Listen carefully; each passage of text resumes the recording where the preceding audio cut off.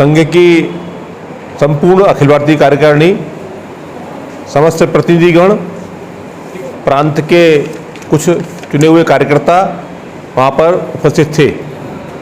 इस बैठक में 97% उपस्थिति रही, 1275 प्रतिनिधि उपस्थित थे। इसके संबंध में व्यापक और विस्तृत चर्चा अपने मेरे बाईं ओर बैठे हुए हैं डॉक्टर प्रमोद शर्मा जी, अपने ब्रज प्रांत के प्रांत कार्यवाह हैं, आप विस्तार से चर्चा करेंगे।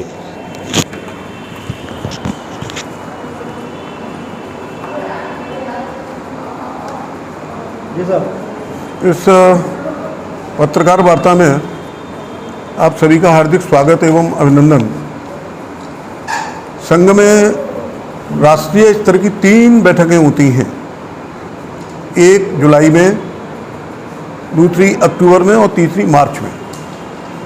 मार्च की बैठक सबसे बड़ी बैठक होती है, जिसमें संपूर्ण भारत के संघ के प्रमुख कार्यकर्ता, कोई स्थान तय होता है, उस स्थान पर एकत्रित आते हैं और कार्य के बारे में चर्चा वार्ता करते हैं। पूर्व में हुए कार्यक्रमों की समीक्षा और आगे के कार्यक्रमों की योजना रचना संघ के कार्यकर्ता मिलकर के बनाते हैं, जो कि वर्ष पर्यंत वो कार्यक्रम फिर चलते रहते हैं। इस अखिल भारतीय प्रतिनिधि सभा की बैठक में 2-3 कार्य के चिंतन के अलावा, पहला तो समाज के अंदर जो ज्वलंत विषय होते हैं, उन विषयों में से कोई एकाध विषय ऐसा होता है कि जो समाज जीवन को बहुत ज़्यादा प्रभावित करता है। अभी कोविड के 3 लहरें हुई, विशेष रूप से प्रथम लहर और दूसरी लहर के अंदर जो युवक बाहर से लौटने के पश्चात बेरोजगारी की समस्या उत्पन्न हुई। वैसे तो कार्यकर्ताओं के अथक परिश्रम और प्रयासों के द्वारा जो बेरोजगारी की समस्या है वो कोविड के कालखंड में भी दूर करने का प्रयत्न किया गया और अपना एक संगठन स्थापित हुआ, उसका नाम है रोजगार भारती। रोजगार भारती संगठन एवं अन्य संगठनों के माध्यम से रोजगार सृजन के प्रयास हुए। लेकिन इस प्रतिनिधि सभा के अंदर भी पूरी भारत से लगभग 1400 प्रतिनिधि आए थे। उन 1400 प्रतिनिधियों का सहभाग हुआ और उसमें रोजगार सृजन की बात को लेकर के वहाँ पर काफ़ी गहन चिंतन मनन हुआ और एक प्रस्ताव पारित किया गया। प्रस्ताव का अर्थ ये होता है कि कोई मुख्य विषय, उस मुख्य विषय के अंदर प्रतिनिधि चिंतन मनन करते हैं, चर्चा करते हैं, फिर उसको समाज जीवन की चर्चा के लिए, समाज जीवन के विचार के लिए वो electronic media, press media, print media इत्यादि में देते हैं। तो जो प्रस्ताव पारित हुआ वो प्रस्ताव था भारत को स्वावलंबी बनाने हेतु कार्यों के अवसर बढ़ाना आवश्यक। वो कार्यों के अवसर सरकारी स्तर पर, अर्ध सरकारी स्तर पर, वैयक्तिक स्तर पर वो सृजन होता है। तो इसके बारे में विस्तृत चर्चा हुई कि रोजगार सृजन कैसे हो, सरकार का, समाज का सहयोग मिलेगा तो जो बेरोजगारी है समाज के अंदर वो घटेगी और रोजगार बढ़ेंगे। क्योंकि कोरोना कालखंड के अंदर जो बेरोजगारी बढ़ी उसका दूर करना बहुत आवश्यक है, क्योंकि बहुत सारे युवक ऐसे हैं, पढ़े लिखे युवक हैं, लेकिन समाज जीवन के अंदर जो बेकार नहीं कर पा रहे हैं।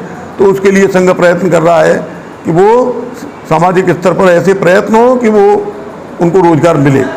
एक दूसरी जो विषय था वो ये था कि ये जो, जैसा कि हम जानते हैं, 15 अगस्त 2021 से संघ की अपने देश की स्वाधीनता का 75वां वर्ष प्रारंभ हुआ है और 15 अगस्त 1922 को ये स्वाधीनता के 75 वर्ष पूरे हो जाएंगे। तो 75वें वर्ष को मनाने के लिए अपने समाज के अंदर अपने स्व का जागरण हो और यह जो आज़ादी मिली 15 अगस्त 1947 को, वो कहते तो कि हम आज़ाद हो गए, लेकिन वो केवल हमको खंडित आज़ादी मिली। आर्थिक आज़ादी, सांस्कृतिक आज़ादी, सामाजिक आज़ादी हम अभी तक नहीं है। तो खंडित आज़ादी मिली, उसका जो हम कार्यक्रम कब तक मनाते रहेंगे। तो इसके बारे में स्व की अभिव्यक्ति के द्वारा हमारे अंदर इसके बारे में भी चिंतन मनन हुआ और अपने सरकार्यवाह माननीय दत्तात्रेय होसवाले जी का एक वक्तव्य जारी हुआ इसी स्वाधीनता के अमृत महोत्सव को लेकर के। उस वक्तव्य का शीर्षक था स्वाधीनता का अमृत महोत्सव, स्वाधीनता से स्वतंत्रता की ओर। स्थायी आज़ादी मिले, आर्थिक आज़ादी मिले इसके लिए हमको क्या करना होगा, उसके बारे में चिंतन मनन हुआ। तीसरा, कार्य विस्तार के बारे में चर्चा हुई। ये हम सभी को मालूम होगा और समाज जीवन के लोगों को भी मालूम है कि संघ में 3 प्रकार के एकत्रीकरण होते हैं। एक तो नित्य की शाखा, एक साप्ताहिक मिलन केंद्र, एक मासिक मंडली। तो कुल वर्तमान में देश के अंदर संघ कार्य कितना है, इसके बारे में हम आपको बताएंगे तो शायद आपको थोड़ा बहुत इससे संकेत मिल सकेगा संघ का कार्य कितना है। कुल शाखा 60,929, कुल मिलन 20,681 और संघ मंडली 7। इस प्रकार कुल योग 89,533 स्थानों पर संघ का कार्य है। मोटा मोटा हम ये कह सकते हैं कि 90 स्थानों पर पूरे देश के अंदर कश्मीर से लेकर के कन्याकुमारी, गुजरात से लेकर के आसाम तक 90,000 स्थानों पर संघ का कार्य है। विभिन्न, ये एक दूसरा विषय और है। एक तो होता है संघ संगठन, दूसरा संघ संगठन के द्वारा इसकी प्रेरणा से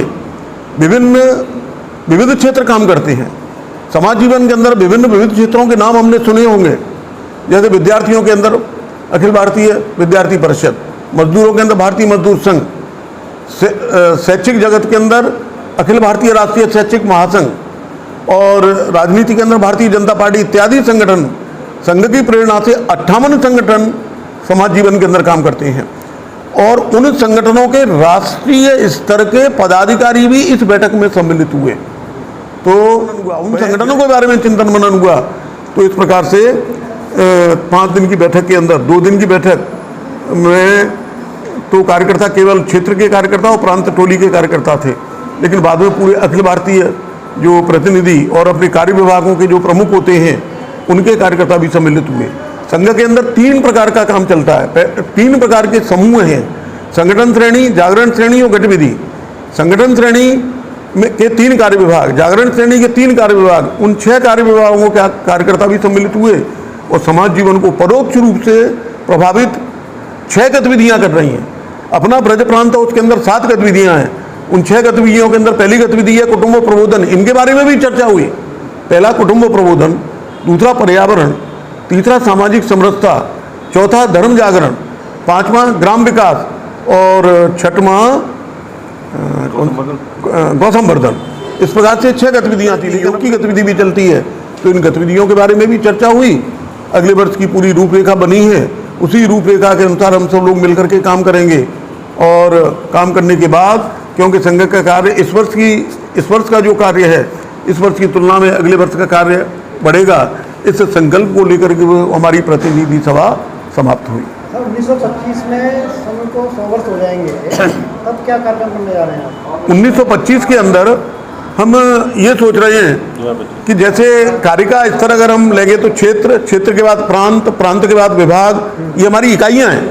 विभाग के बाद जिसको हम कहते हैं खंड के बाद मंडल, जो कि न्याय पंचायत के समान मानी जाती है। मंडल के बाद फिर आता है ग्राम पंचायत। तो हम ये मान के चल रहे हैं कि 2025 तक प्रत्येक मंडल तक संघ का कार्य होगा और कार्यकर्ताओं कुछ प्रांतों में, जिसमें हमारा ब्रज प्रांत भी सम्मिलित है, हमने तो ये निर्णय लिया कि हमारा पंचायत तक पहुंचेगा। हमारे ब्रज प्रांत के अंदर जितनी भी ग्राम पंचायतें हैं उन सब तक हम कार्य को पूरा करेंगे। ये हमारा संकल्प है 2025 तक। अब केंद्र और उत्तर प्रदेश में आपकी समर्थक सरकार होने के बाद संघ का कार्य क्या सरल हो गया है? हम सरकार पर आश्रित है ही नहीं। हमारा कार्य हमारे कारण ही घटता है, हमारे कारण ही बढ़ता है। सरकार के कारण न तो घटता है और न बढ़ता है। जब सरकार आ जाए तमाम लोग संघ में आ जाते हैं, हम संघ अध्यक्ष हैं, हम संघ वो एक विषय है। संघ आकर्षण का केंद्र बन चुका है समाज का। तो आकर्षण के केंद्र होने के कारण लोग संघ से जुड़ना चाहते हैं। सरकार के आने के बाद आकर्षण बढ़ जाता है संघ के प्रति। हाँ, ये बिल्कुल आप सही कह रहे हैं, बढ़ता है। इन लोग छटनी कैसे हो? इन लोगों की छटनी संघ में नहीं होती। वो ये जो आप बता रहे हैं वो विषय संघ के अंदर भी है। ऑनलाइन रिक्वेस्ट भी आती है संघ से जुड़ने के लिए, तो उनको हम जोड़ते हैं, उनके संघ परिचय वर्क करते हैं। संघ परिचय करने के बाद उनको जोड़ करके उनके लिए भी कार्यक्रम करते हैं। सर, आप संघ में, संघ से बाहर हूँ, मेरे पास सूचना है कि ऐसे लोगों ने आप तो संघ बना है। अब कौन जुड़ता है? संघ तो उनको भी ऑनलाइन रिक्वेस्ट आती है। अभी इस पे विषय पे भी चर्चा हुई हमारी इस बैठक में। अच्छा।